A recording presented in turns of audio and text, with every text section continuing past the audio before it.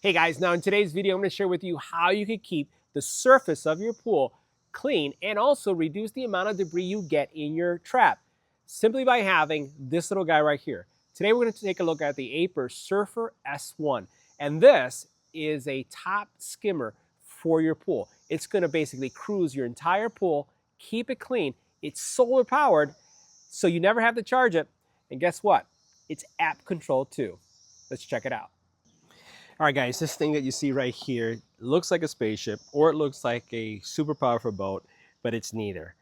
This is the Aiper Surfer S1, and this is a solar-powered skimmer or robot that's going to clean the top of my pool, the top of the pool surface, which is something that is always something that escapes me. So literally, if you've been walking around with, let's say, a pole and one of those little nets clearing the surface of your water and using a manual skimmer, this little guy right here is going to take care of that for you, and you will never have to take out your pole or your net to clean the surface of your pool.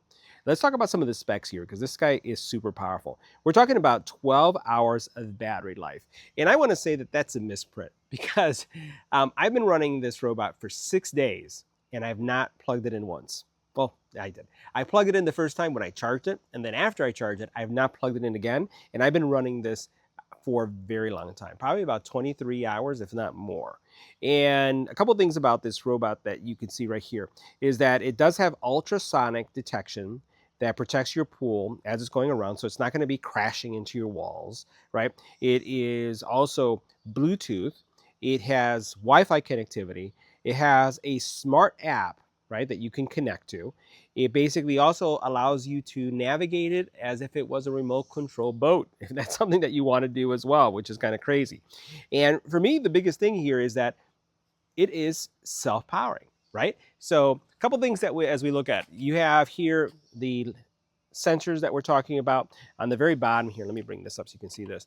As it's going through, if it does have to negotiate or get stuck, this basically helps it navigate, right? Those little wheels that you have there. It has, again, lots of sensors that help it navigate. It has on the top here, which looks like a sunroof, but this is a solar panel that's keeping your robot charged. And I'm telling you, I've been running my robot for days now, and I haven't charged it once, and I've stayed around anywhere from 20 to 40% battery. Now the back is where this thing looks absolutely fantastic. So here you have your propeller system. You look at your jets, it looks like if it was a spaceship or one of those high-powered boats.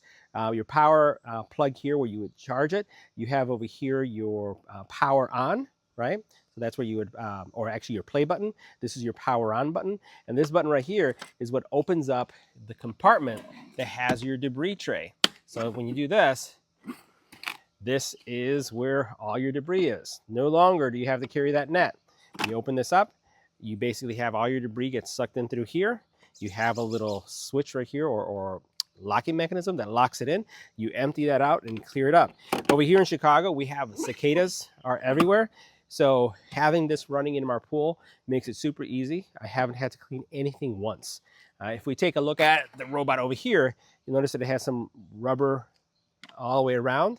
And if we look at the bottom, you can just see that it's a pretty simple implementation. It just has a giant mouth that's going to suck up any debris that is floating on top of your pool. So I have not charged this once since putting it in the water. It's just been recharging on its own using the sun.